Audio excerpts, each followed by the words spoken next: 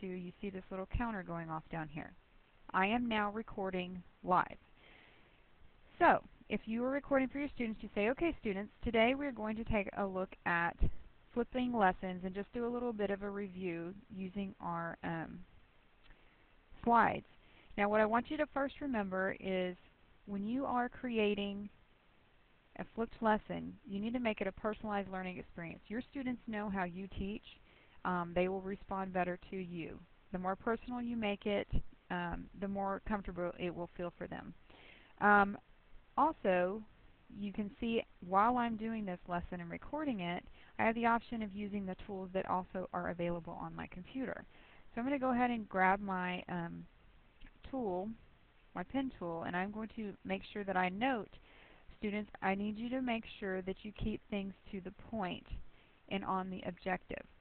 Today's objective of this class is that you learn how to utilize the tools you have to record a flipped lesson. The next key feature is that you must have audio. Audio is the key to success. I say this for two reasons. As a teacher, you know, you've probably heard yourself say it repeatedly. Did you listen to me? Did you hear what I said? You could record your entire flipped lesson just being audio, as long as the students are able to hear you and associate the lesson to your class. Even if you use an option that we talk about in some of the other items as far as some pre-made videos, just make sure that you put a little introductory audio recording in there, just to personalize it. And of course, have fun. This should be something fun and relatively easy, not something that's an extra task.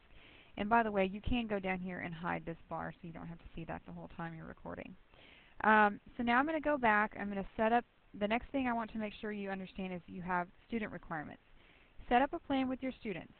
They usually know there's a routine to your class. If you're going to start flipping lessons, mind you, not every day, but when you do, give them a time frame to watch the lesson, to review the lesson, and do something like we had talked about with the watch, summarize, and question. Have them accountable for watching the lesson. Use the online stopwatch when they come in to do little small round table discussions on what they should have watched at home before they start working on some work in class. Check for their understanding, and have an alternative if they didn't watch.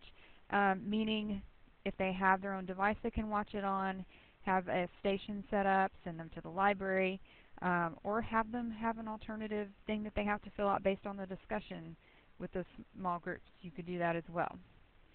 Now, the next thing I want you to think about is when you're flipping a lesson, this is consistently going on. It's just like you teaching a lesson. So if I was in the same mind frame, which I'm not, I'm going to switch gears on you, I could throw up a PDF and say, okay students, we've just talked about how you flip your lesson. Now I'm actually going to go in and do an example with you that you will probably be working on in class tomorrow.